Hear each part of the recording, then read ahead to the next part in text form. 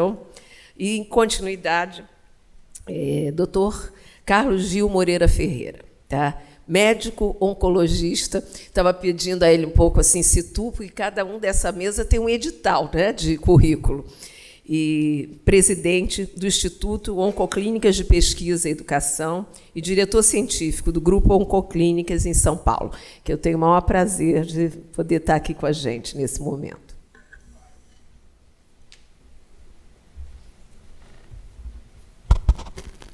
Obrigado, Tânia. Bom dia ainda. Obrigado pelo convite, acho que e pelo desafio, na verdade. Eu estou aqui falando, né, na Fundação Getúlio Vargas, Escola de Economia.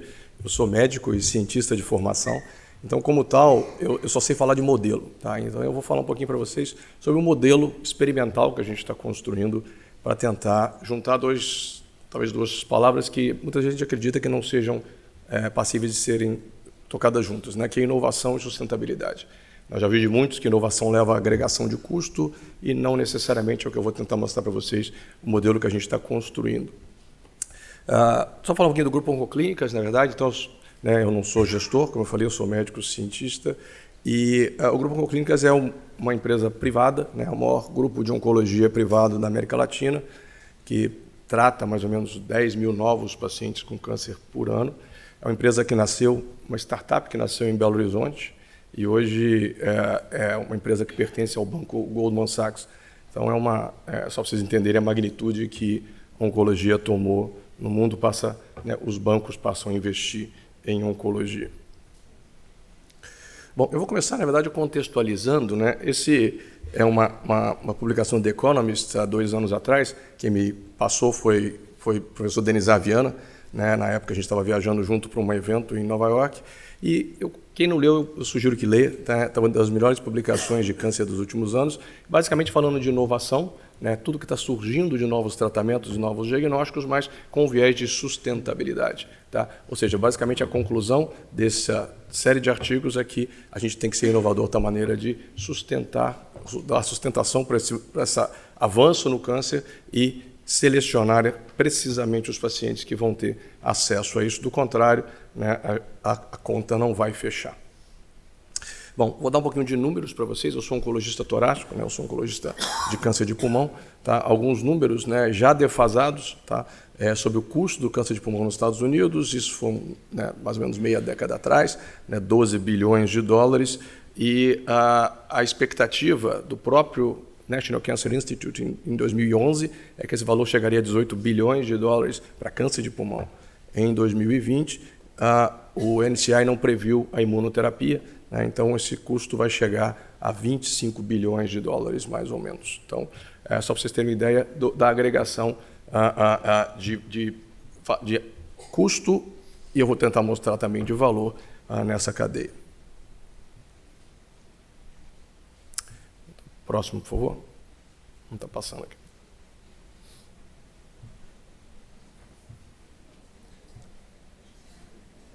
Porque está entrando uma ligação aí. Não, bloqueou.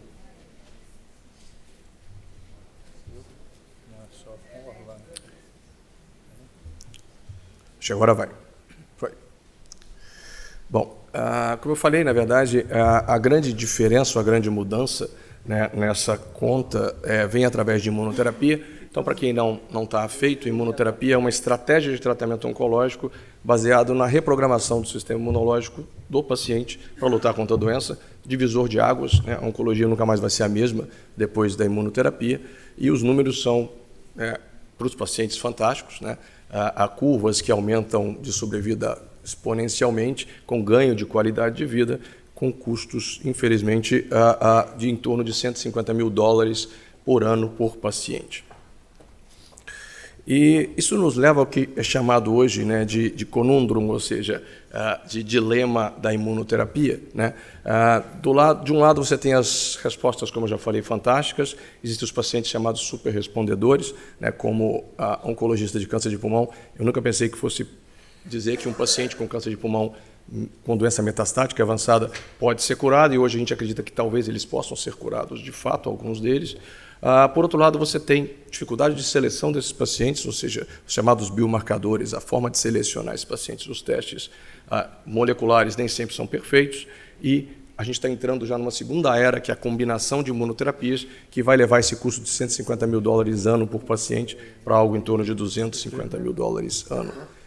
Chamando a atenção que para aqueles respondedores, felizes respondedores, esses pacientes vão usar imunoterapia por tempo indeterminado.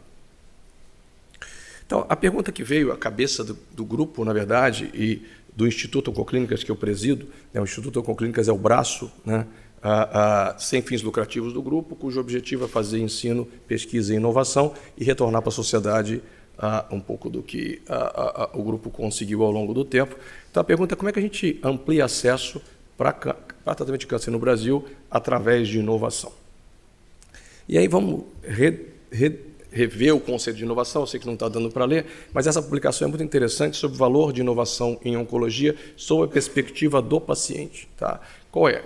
Na verdade, é tratamento multidisciplinar centrado na figura do paciente, tá? É inovação sobre cuidados já existentes, por exemplo, inovação de processos e diminuição de inequidade, ou seja, tem tudo a ver com o que foi discutido aqui até então. Então, esse é o modelo de inovação que a gente está trabalhando, né, agregando inovação radical com esse tipo de conceito. Uma forma de fazer isso, tá, é gerar informação, gerar publicação, né?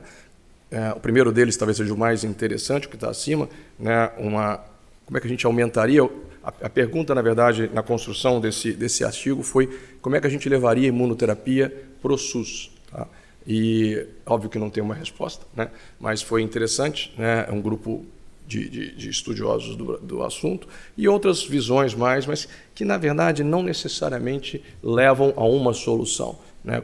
Como foi discutido aqui, acho que está na hora da gente parar de discutir conceito e tentar modelos mais práticos, por isso que eu vou tentar falar um pouco sobre modelo experimental. Esse é um exemplo, tá, de um modelo experimental, que a gente vai falar um pouco mais à frente, que é como é que a gente aumenta acesso a um tipo de teste molecular chamado sequenciamento de nova geração, né? O secretário Edmar falou sobre isso um pouco, né? Como é que a gente seleciona o paciente com perfil genético, e essa pergunta aqui é como é que a gente levaria isso para o Sistema Único de Saúde no Brasil. De novo, ainda conceitos. E aí vem o ponto principal que eu quero mostrar para vocês, né, que é a pergunta hoje como que dentro desse sistema Oncoclínicas, que está em 11 estados do Brasil, né, com em torno de 700 médicos e, como eu falei, 10 mil novos pacientes anos, como é que a gente consegue desenvolver uma estratégia de genômica, medicina de precisão, Big Data, informação focada em sustentabilidade. Então, conceitos que parecem não conversar muito. E esse é o nosso modelo de inovação. Tá? Esse modelo de inovação, na verdade, são 4 grandes pilares, né? E eu vou citar 2 que têm a ver com essa discussão de hoje aqui. O primeiro pilar é um pilar de inovação real. Tá? Como é que a gente investe em estratégias de genômica, patologia, Big Data. Para isso, o grupo adquiriu uma empresa de bioinformática e inteligência artificial em Boston, tá? Para acelerar a parte de R&D, de Research and Development, dessa estratégia, e o grande objetivo é oferecer um painel genômico de baixo custo no Brasil. Tá?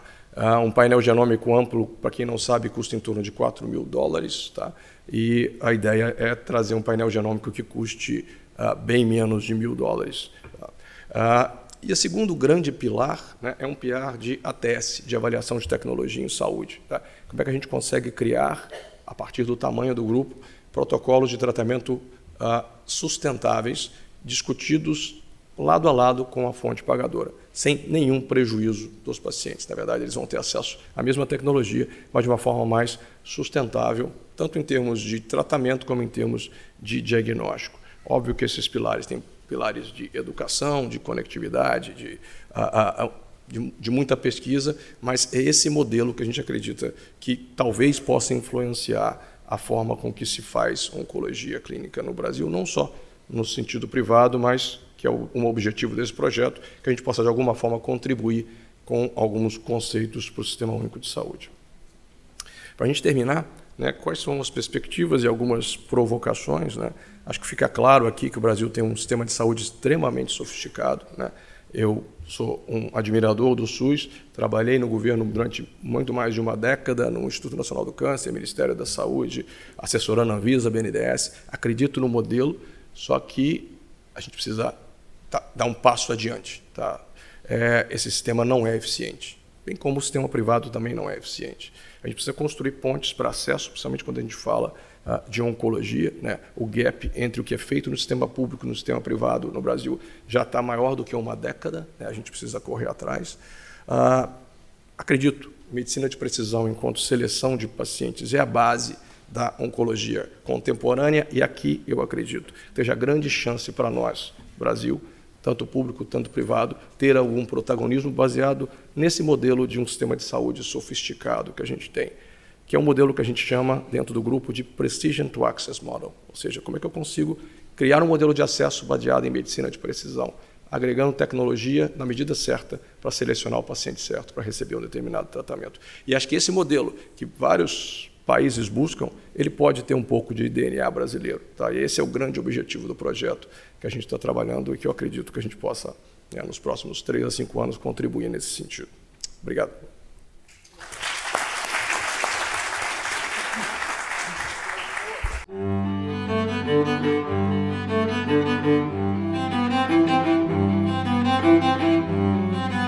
Música